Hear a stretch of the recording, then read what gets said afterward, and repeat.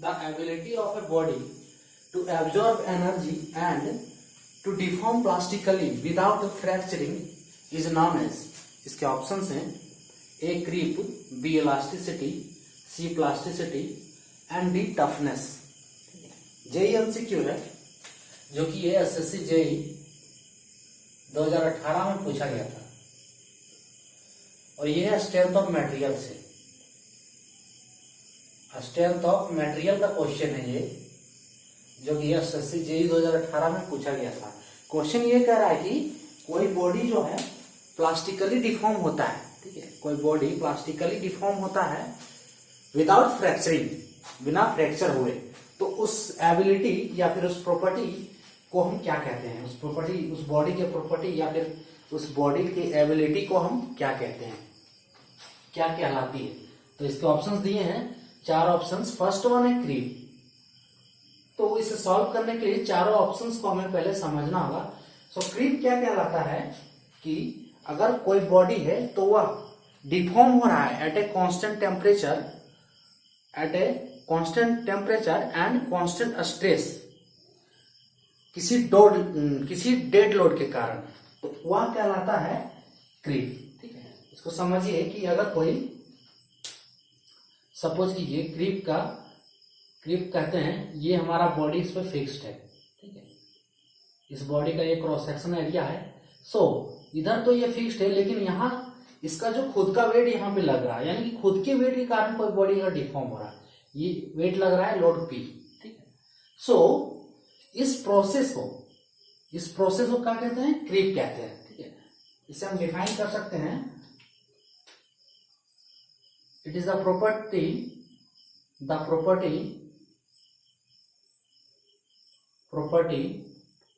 Of any material और body, कुछ भी कह सकते हैं, the property of any material by virtue of which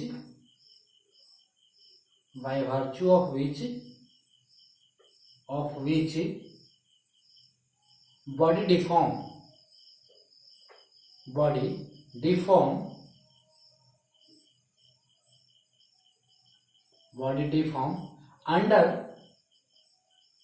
under action of a dead load or constant stress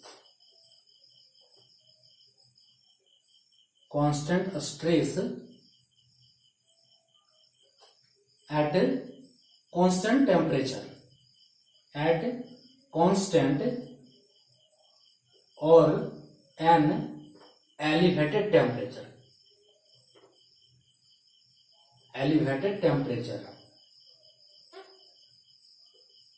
तो इस प्रॉपर्टी को हम कहते हैं, क्या कहते हैं? Creep.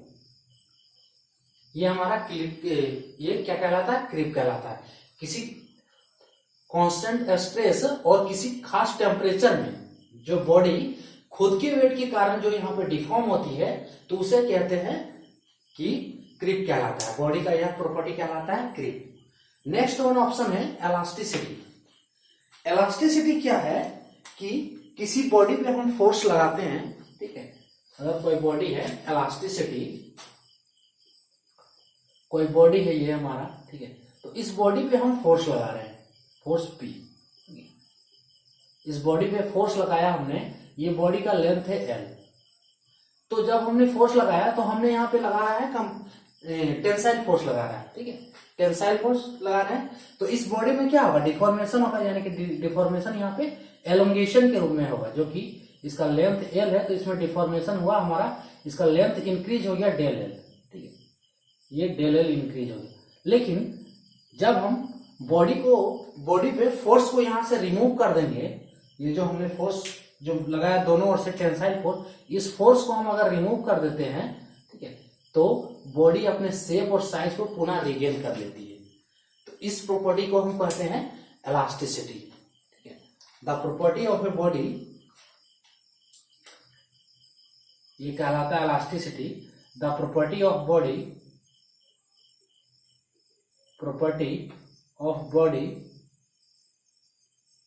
by virtue of which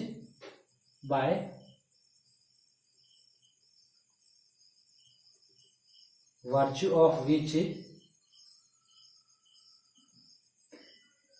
body regain its original shape and size.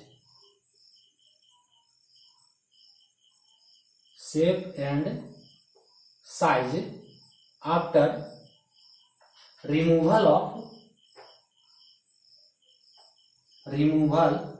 deforming force.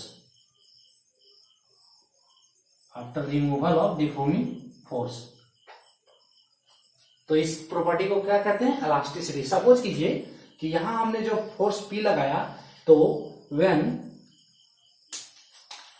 देखिए ये इलास्टिसिटी के केस में जब when force equals to P है, देन एलोंगेशन क्या है? एलोंगेशन और डिफॉर्मेशन ये क्या आ गया? डेल है।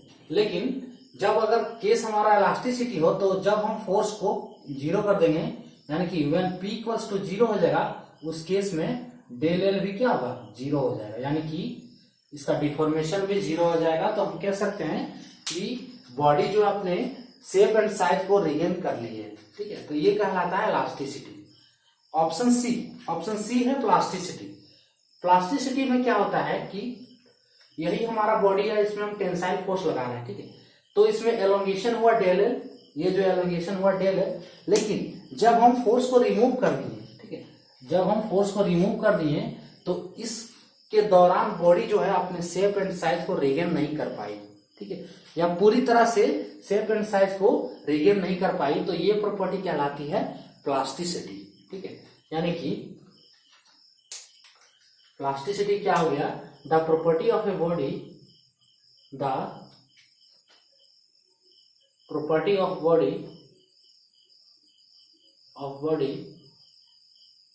by virtue of which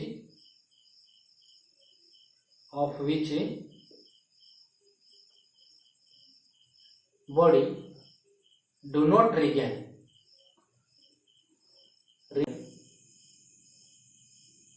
its shape and size after removal of deforming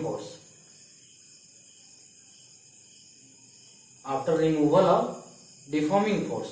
यानी कि बॉडी जो अपने शेप एंड साइज को रिगेन नहीं कर सकती है, यानी कि व्हेन, इस केस में क्या होगा? प्लास्टिसिटी पे when force equals to P है, तो डिफॉर्मेशन इक्वल्स टू डेल, ये हुआ डिफॉर्मेशन। ठीक है, ये डेल और डिफॉर्मेशन। लेकिन when P equals to zero, जब हम फोर्स को हटा देते हैं, तो उस स्थिति में क्या होता है कि del L does not equals to zero. ये डेल एल है, ये does not equals to zero होगा। इलास्टिसिटी के केस में हमने क्या देखा था कि जब फोर्स इक्वल्स टू जीरो हो गया, तो डेल एल भी जीरो हो गया। लेकिन प्लास्टिसिटी के केस में फोर्स इक्वल्स टू जीरो है, तो del L does not equals to zero. तो ये हो गया प्लास्टिसिटी। और ये होता है विदाउट फ्रैक्चरिंग, जब तक कि बॉडी फ्रैक्चर नहीं हुआ। ठीक है, विदाउट फ्रैक्चरिंग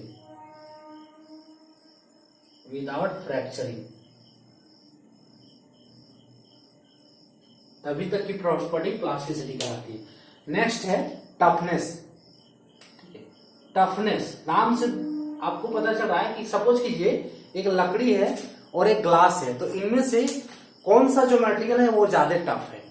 ठीक है, नेचुरली जो लॉजिकली आप सोच सकते हैं कि जो लकड़ी होगा, वुड, टफनेस ऑफ वुड वो ज्यादा होगा ग्लास से, टफनेस ऑफ ग्लास से। ठीक है, टफनेस ऑफ वुड क्या होगा? ग्लास के टफनेस से ज्यादा होगा।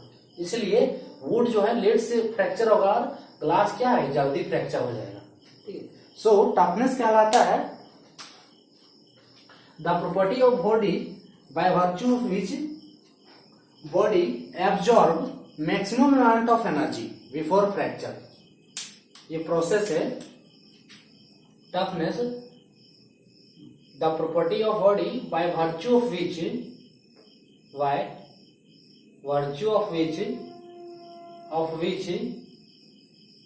body absorb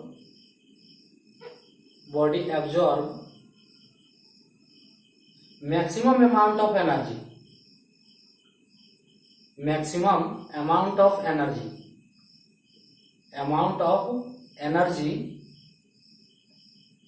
बिफोर फ्रैक्चर, यानी कि बॉडी जो है अंत में फ्रैक्चर हो जाता है और ये जो एब्जॉर्ब करता है एनर्जी बिफोर फ्रैक्चर, यानी फ्रैक्चर होने से पहले मैक्सिमम अमाउंट ऑफ एनर्जी को एब्जॉर्ब करता है, तो उसे कहते हैं टफनेस। सो आप इन डेफिनेशन से या फिर इन प्रॉपर्टी से पता कर सकते हैं कि इनमें से कौन सा ऑप्शन आपका करेक्ट होगा। ठीक है, यानी कि क्रीप में क्या है कि body under action of a dead load ये डिफॉर्म होता है, तो ये तो क्वेश्चन में नहीं पूछा गया है। ठीक है, इलास्टिसिटी में क्या है कि बॉडी इलास्टिकली डिफॉर्म होता है, यानी कि उस स्थिति में जब P इक्वल्स टू 0 है तो डिफॉर्मेशन भी इसका 0 हो जाता है, यानी कि शेप एंड साइज को रिगेन कर लेता है। एंड ऑप्शन डी जो टफनेस है, टफनेस क्या कहलाता है कि ये फ्रैक्चर होने से पहले मैक्सिमम अमाउंट ऑफ एनर्जी को एब्जॉर्ब करता है, यानी कि यहाँ पे फ्रैक्चर की बात नहीं की गई है, विदाउट फ्रैक्चरिंग की बात की गई है। और यहाँ पे इस केस में जो टफनेस के केस में है वह बॉडी फ्रैक्चर हो जा रहा है। ठीक है, सो इसका आंसर होगा ऑप्शन सी प्लास्टिकली। ठीक है, ये बॉडी क्या है, प्लास्टिकली डिफॉर्म होता है। ठीक है, क्यों डिफॉर्म प्लास्टिकली हम कहेंगे, प्लास्टिकल डिफॉर्मेशन इस होता है कि जब हम P को 0 कर देंगे, लोड को 0 कर देते हैं, यानी कि लोड को रिमूव कर देते हैं बॉडी से, तो उस केस में बॉडी अपने शेप एंड साइज को रिगेन नहीं कर पाती है। सो ये हुआ कि प्लास्टिकली डिफॉर्म हो रहा है विदाउट फ्रैक्चर। ठीक है, the property of body by virtue of which body do not regain its shape and size after removal of deforming force. So इसका आंसर होगा ऑप्शन सी प्लास्टिसिटी। ठीक है, the ability of a body to absorb energy and deform plastically. ठीक है, plastically without fracturing is known as, इसका correct answer होगा option C plasticity. तो ये था आज का क्वेश्चन। जय हिंद।